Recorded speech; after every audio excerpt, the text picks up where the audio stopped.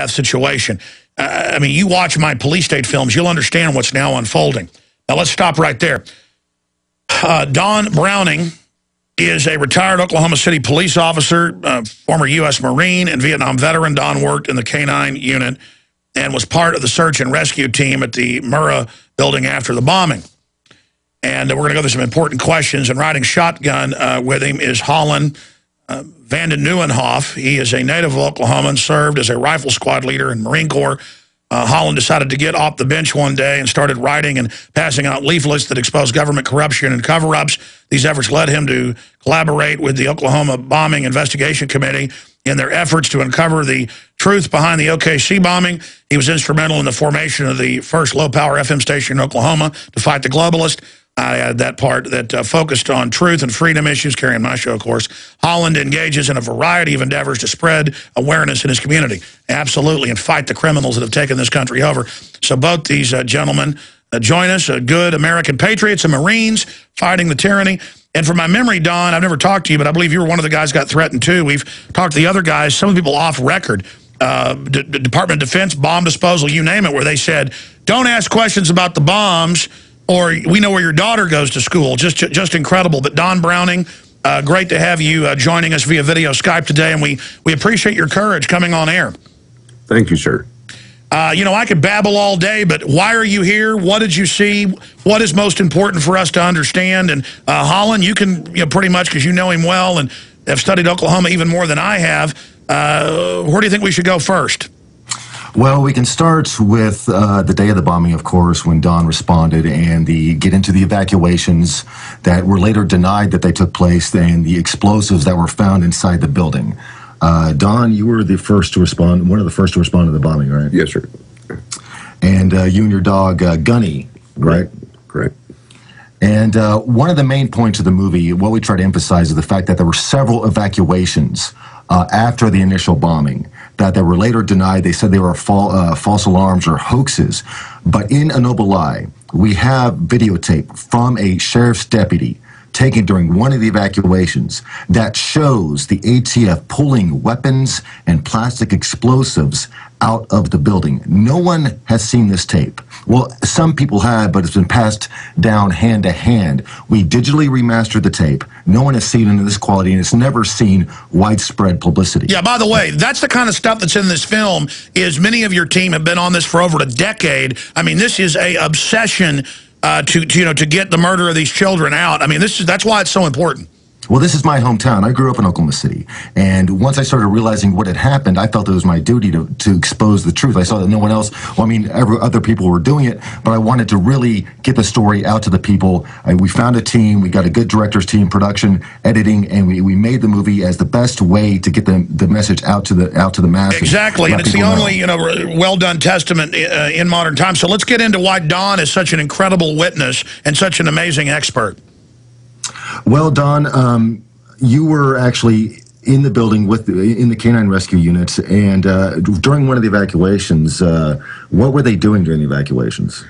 As far as the initial evacuation, we're just trying to determine the location of the victims, really trying to determine how to remove some of the debris. At about 10:30, 11 o'clock that first morning, we were halted for the first time. Ordered out of the building for no other reason than they wanted to secure the building. On a limited access, we were allowed back in. In fact, I worked for a little bit in the area with Dana Bradley, who's had her leg amputated, being pinned in the building. Worked in that area for the next little bit, and then finally we were ordered out by the U.S. Marshals. We were sequestered pretty much on the south side of the Murrah building in the courtyard area. Was kind of held at bay, told that we'd be allowed to go back in and search, but there were files that were so critical to the government that until those files were found, there would be no more rescue or recovery.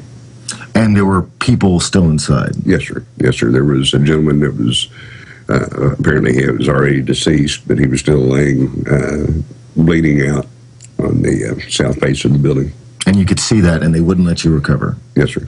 And because they had to recover documents? Correct.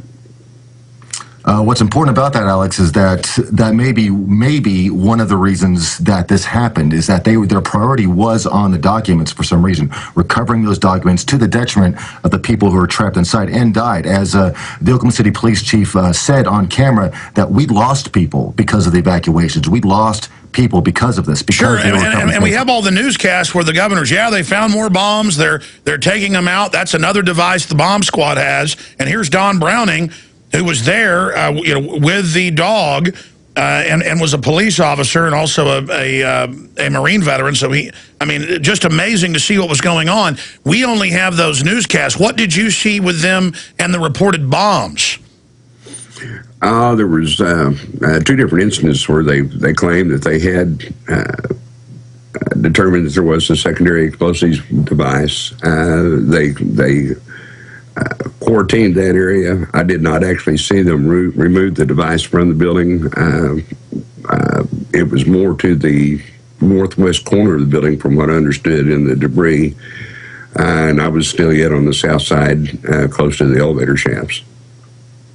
But these evacuations did take place. We have affidavits from first responders saying that there were at least 2 other bombs discovered in the rubble, that one of these bombs was timed to go off 10 minutes after the first explosion. This is a typical terrorist tactic, is to have at least 2 bombs, one to attract responders and the second bomb to inflict even greater casualties. So this could have been worse. That's a bad thing about Oklahoma City. Is as bad as it was, it could have been much, much worse.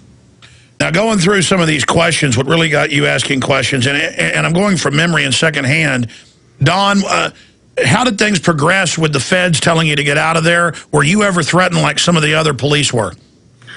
Yes, sir. At one point that morning, I was advised that we were going to be arrested by federal marshals if we did not leave the immediate area. Like I said, we didn't want to be a hindrance, didn't really understand what was going at that point. So we did withdraw and stayed sequestered there on the courtyard area in hopes that we were going to be allowed to go back in. And interestingly, we were advised at that point that no police dog would be allowed back in the building, that there would be the search and rescue dogs would be coming in from private sources.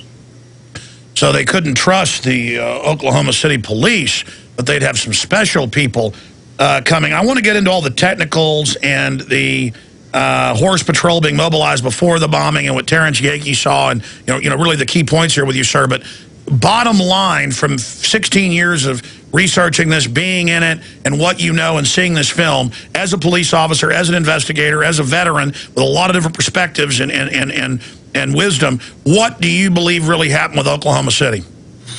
I personally believe that there was a secondary explosion. I don't know whether it was sympathetic to the truck explosion and that it was just armament that was stored in the Murrah building. But due to the destructive nature of what occurred, in particularly closer to the east side of the building on the south side where there was just total destruction, I do believe that there was at least a sympathetic explosion. Exactly. The damage pattern to the building, when you look at it, is asymmetrical to the truck bomb. It's offset from the major damage to the building. The crater is offset from the major bite, as we show in the movie.